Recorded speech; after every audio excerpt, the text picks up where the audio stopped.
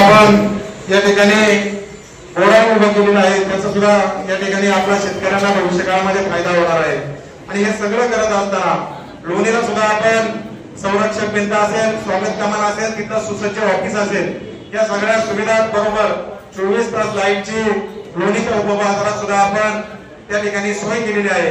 आणि तिथल्या प्रत्येक शेतकऱ्याची आणि व्यापाऱ्याची कुठलीही गैरसोय होणार नाही याकडे आपण कटाक्षाने लक्ष देण्याचं काम करत आहे। आणि हे सगळं करत असताना गोडेगावच्या परिसरातील अनेक शेतकरी बांधवांची आणि त्या परिसरातील नागरिकांची भावना होती का गोडेगावला सुद्धा या ठिकाणी कांद्याचा बाजार चालू झाला पाहिजे। आणि म्हणून नव्याने आपण त्याची पणन संचालकाकडून मंजुरी आणल्यानंतर नामदार वळसे पाटील साहेबांच्या मार्गदर्शनाखाली येत्या 3-4 महिन्यामध्ये आपण गोडेगावला सुद्धा एक नवीन लिलाव शेड या ठिकाणी उभं करत आहोत। आणि त्या माध्यमातून त्या ठिकाणी कांद्याचा उपबाजार एक चांगल्या पद्धतीने चालू करण्याचा प्रयत्न आपण या निमित्ताने करणार आहोत। त्याचबरोबरीने तळेगरला सुद्धा आपली एक चांगली जागा आहे, तिथं त्या जागेमध्ये आज कुठल्याही स्वरूपाचं बाजार समितीला उत्पन्न नव्हतं आणि दुसऱ्या बाजूला त्या जागेमध्ये अनेक अतिक्रमण होण्याची शक्यता निर्माण झाली होती।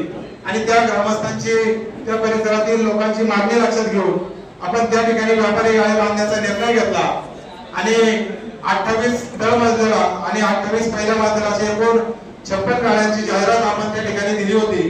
तर त्यासाठी सुद्धा अनेक शेतकऱ्यांनी आणि त्या परिसरातील व्यापारी मंडळींनी आपल्याला प्रतिसाद दिलेला असून जवळपास 70,56 गाळ्यांसाठी या ठिकाणी आपल्याकडे प्राप्त झालेले आहेत। लवकरच त्याची निविदा प्रक्रिया करून आपण भविष्यामध्ये त्या ठिकाणी एक चांगलं सुसज्ज मार्केट आदिवासी भागातील बांधवांसाठी उभं करण्याचा मानस या निमित्ताने या ठिकाणी आपण तयार केलेला आहे। निश्चितपणे चांगलं काम या ठिकाणी आपण करू।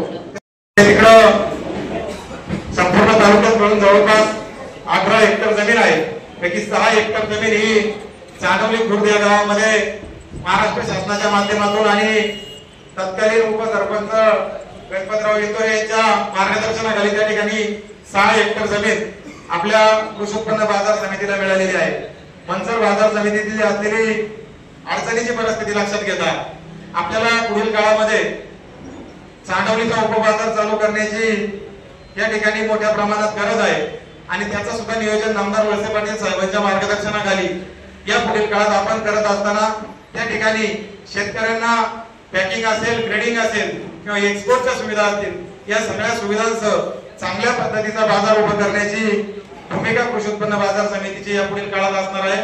हे सगळं करत असताना आपल्या ह्या 18 हेक्टर जमिनी नाना यापूर्वीच्या काळामध्ये या सगळ्या ठिकाणी बांधकाम झालं, परंतु त्याचं कुठलंही सँक्शन म्हणा किंवा परवानगी आपण घेतल्या नव्हत्या।